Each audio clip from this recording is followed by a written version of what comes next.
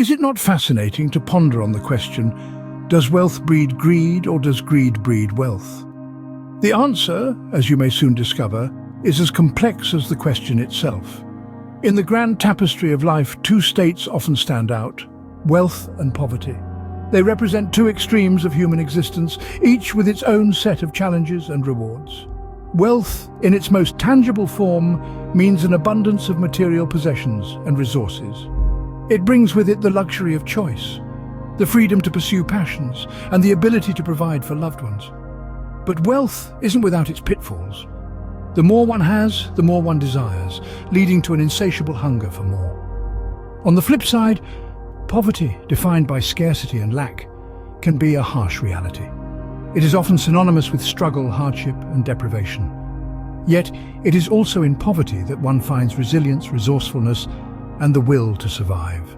Strangely enough, the lack of resources can sometimes lead to a lack of greed.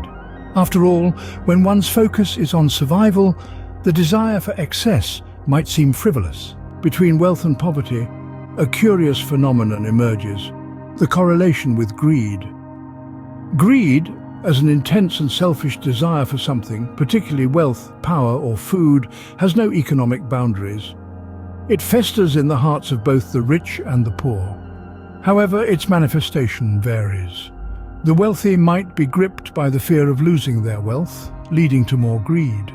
The poor, on the other hand, might be driven by the desperation to escape their circumstances, which can also breed greed. In essence, wealth and poverty are both states of being, each with its own unique relationship with greed. But wealth always leads to more greed, as the fear of losing what one has can be overpowering. Poverty, on the other hand, can either dampen or ignite greed, depending on one's perspective and circumstances.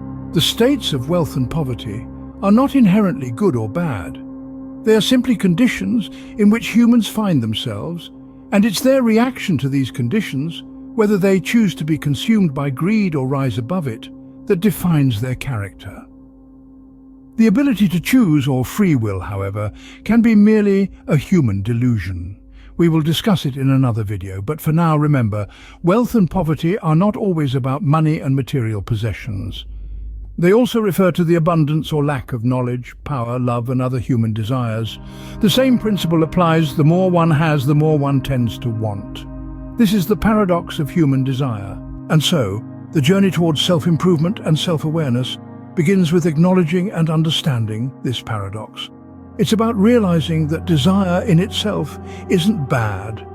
It's the greed, the insatiable hunger for more, that can lead to discontent and disharmony. It is only when one abandons all desires that the journey towards utter consciousness and divine harmony begins. For it is in this state of utter consciousness that one finds true wealth, the wealth of peace, contentment, fulfillment, and unity. In the grand scheme of things, the question isn't whether wealth breeds greed or greed breeds wealth. The question is, how will you choose to live your life? Of course, if the free will exists. Will you be driven by greed, or will you strive for a greater wealth?